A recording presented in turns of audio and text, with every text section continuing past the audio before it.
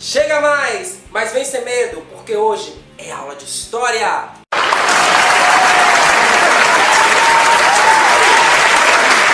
E pra você que me acompanha já sabe o que tem que fazer, né? Deixar o like aqui nesta aula e ó, não se esquece de se inscrever no canal. Eu tô sabendo que você ainda não é inscrito. E ó, no vídeo de hoje nós vamos começar a dar início aos nossos conteúdos do capítulo 8 de História. Minha gente, não perde essa aula porque ela está incrível. É aqui que a gente vai começar a conhecer alguns aspectos desse nosso livro, onde agora nós vamos aprofundar os nossos conhecimentos.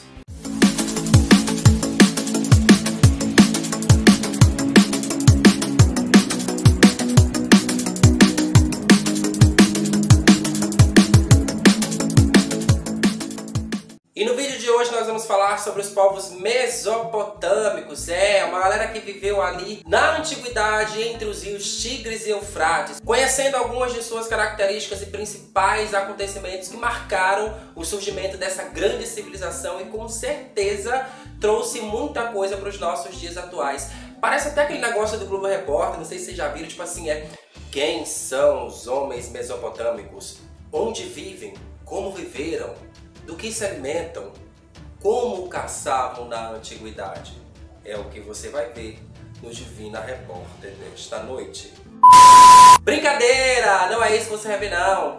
Você vai ver uma grande civilização que ainda no passado conseguiu se desenvolver ali em volta desses dois rios que eu já falei aqui, mas que trouxe muito mais pra gente. A primeira coisa que você tem que saber sobre os povos mesopotâmicos é que eles se desenvolveram há cerca de mais ou menos 12 mil anos atrás, quando essa terra ainda estava, digamos assim, sendo desafiada pelas forças da natureza e o homem ainda andava em pequenos grupos humanos. Até aqui você já conhece mais ou menos essa história de grupos humanos que vão se organizando e começam a compreender como é que se dá o processo de agricultura. Nesta sociedade mesopotâmica, que significa terra entre rios, ali estavam essa sociedade que começou a se organizar. E como tantas outras civilizações que se desenvolveram em torno dos rios, também vão aproveitar as águas do rio Tigre e Eufrates para poder desenvolver os processos ali da agricultura, da criação de animais, criando as primeiras aldeias e povoados e assim desenvolver a sua organização social. Mas acontece que no caso deles, eles conseguiram desenvolver algumas técnicas de irrigação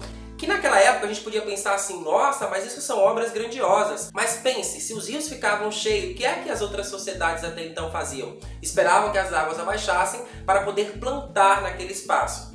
Os mesopotâmicos não.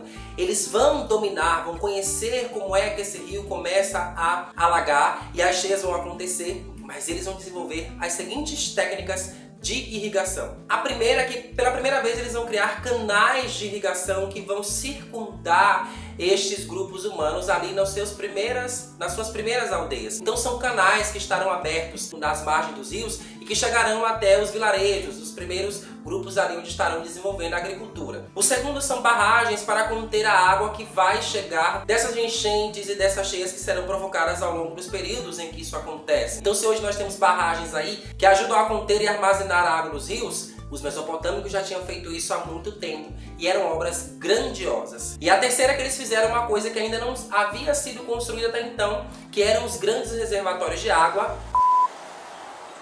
O primeiro carro da noite, para poder atrapalhar aqui o nosso momento. Então eles criaram os primeiros grandes reservatórios de água, onde puderam armazenar água doce e potável, tanto para trabalhar, para beber. Para trabalhar, para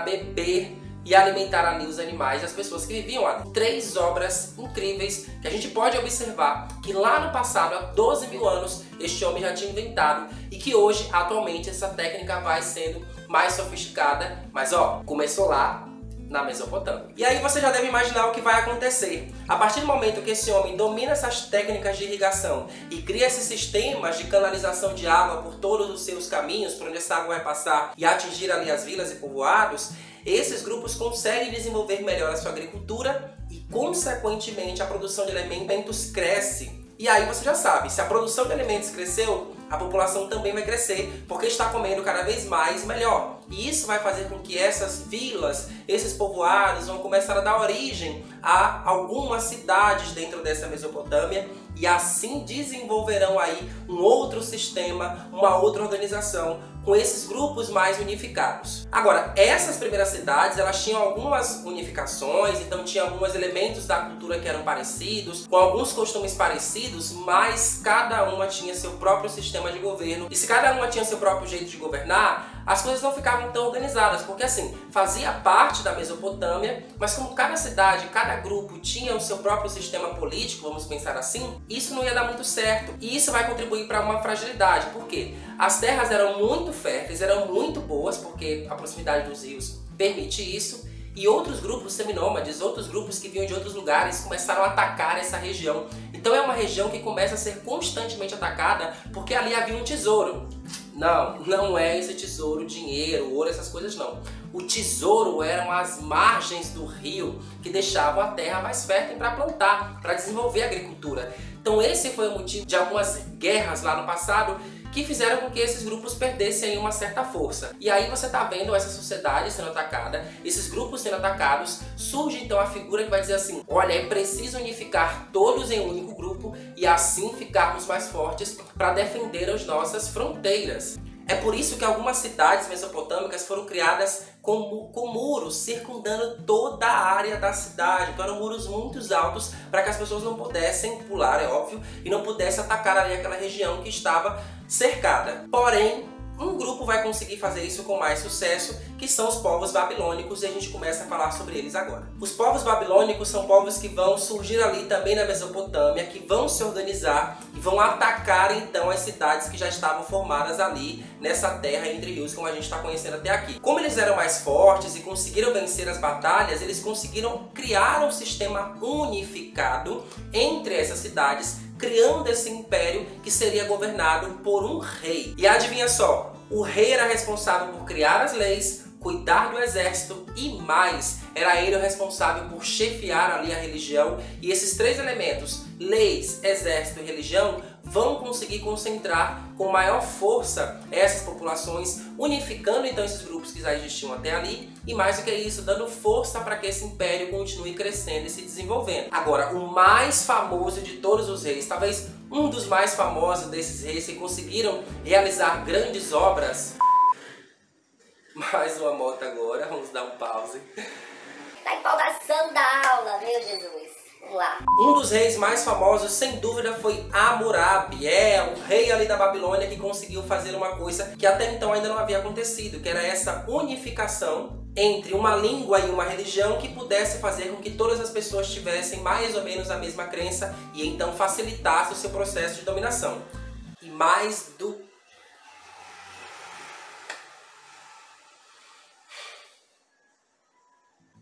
que isso, Hammurabi vai ser o responsável por criar o primeiro conjunto de leis, onde nós vamos ter ali uma lei, as legislações sendo construídas, as regras de uma sociedade mais organizada, para que pudesse então ter um parâmetro de sociedade. Olha, isso pode ser feito, isso não pode ser feito. Isso deve ser feito dessa forma, isso não pode ser feito dessa maneira. E também Hammurabi foi conhecido por trazer muitas obras públicas que facilitaram ainda mais o cotidiano dos povos babilônicos ali naquela região que começava a se desenvolver cada vez mais. Agora imagine você dar de presente para sua amada um jardim imenso, bonito, cheio de flores, cheio de árvores, cheio de espécies incríveis e maravilhosas de plantas, de ervas, algo muito bonito, cheio de piscinas para que ela possa desfrutar numa tarde livre de domingo.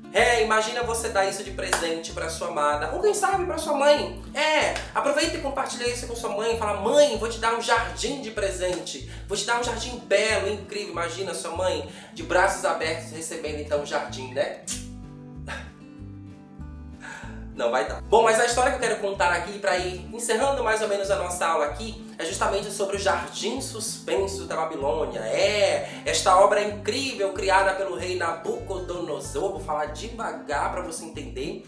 Rei Nabucodonosor, este que vai entregar para sua esposa um belo de um jardim. Para deixar a sua esposa mais feliz, então ele criou esta grandiosa obra com várias árvores, plantas, flores, piscinas, como eu disse, com águas termais e tudo mais, para que ela ficasse feliz e contente com este lindo presente que ele estava oferecendo a ela. E como foi um jardim que ao longo da história foi se destruindo, a gente não tem mais o registro vivo da existência dele, ficou apenas como um registro da história antiga, como uma das 7 maravilhas do mundo antigo. Os gregos escolheram na época algumas grandiosas obras que fariam parte da história da humanidade, que todo mundo deveria conhecer. E o Jardim Suspenso da Babilônia foi escolhido como essa obra incrível e maravilhosa, que se existisse hoje eu levaria minha mãe para dar um passeio neste belíssimo jardim e dizer: mãe, tá aí um presente que eu acabei de entregar para você.